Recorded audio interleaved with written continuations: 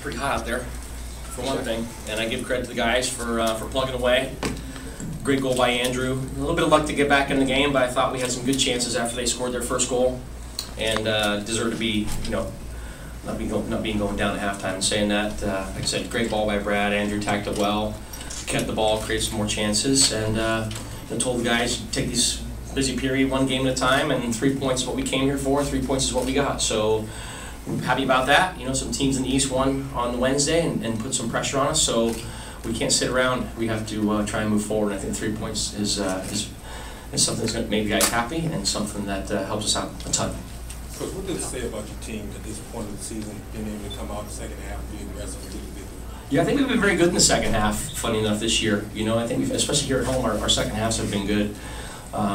In the corner, great ball by Brad. And the timing was perfect. It was one of those where it's just, a game of a couple of inches and Andrew just got the inch ahead.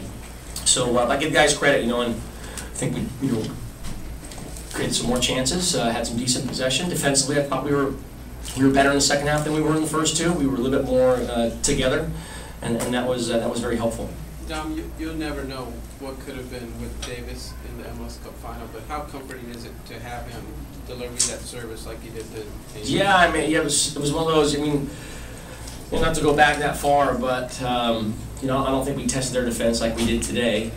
From wide areas, I think we crossed the ball better.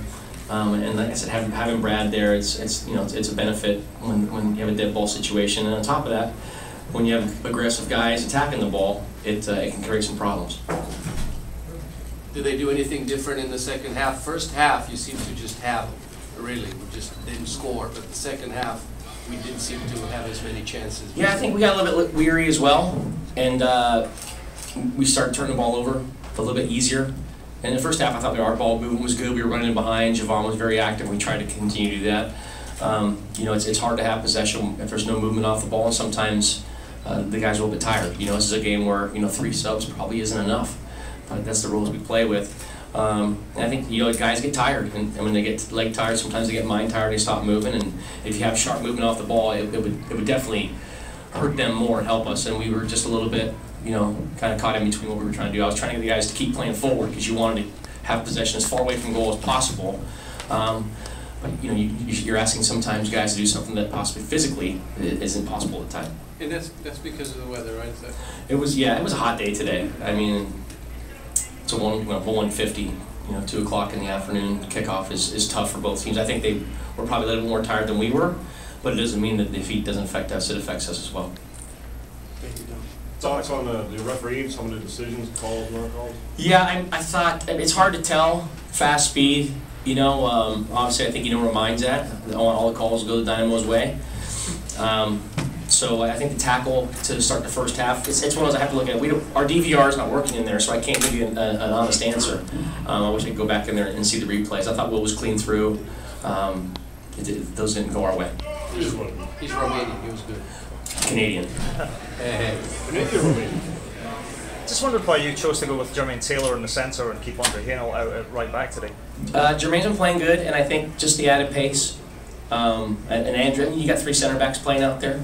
But I thought that the best combination would have been Jermaine, and I thought we had a little bit of a trying out period. And those 2 guys are good forwards. I think Edson Buttle's a good forward. I really like watching him play as a handful, and he only has a couple goals this year, but I still think every game he goes out there he can cause problems. And Chad Barrett makes good runs, so just a little bit. Andrew's played a lot of right back this year, and Jermaine's played pretty much everywhere, and I just felt that with that extra little bit of pace that Jermaine got the nod in the middle. Dom, a lot of the talk this during the congestion schedule is about taking advantage of opportunities. Andrew gets back in the starting lineup today, gets that goal. How big is that for you guys? Just having him. I know he's going away for a little while. Yeah. It's been good, and I think you think Jeff's going to go, and then he goes. So you can't really dwell on it too much. You just kind of go, well, here it is. We kind of went through that period at 4 games. We were kind of mixing and matching in the back 4, and we also, the depth, probably the strongest area of depth on our team is our defense, and it's unfortunate Kofi's a little bit injured, but he's another guy you add to the mix, and if you lose Jeff, you add Andrew, it's not that big of, if it's a drop, it's not that big of a drop, and you look at it today, Andrew's getting the winning goal, so his inclusion into the starting lineup, it's an easy decision, but he's definitely merited it with his play and his goal. Any more questions? Good. Thank you, Don. Thank you. Appreciate it. Andrew Hano coming up in a second.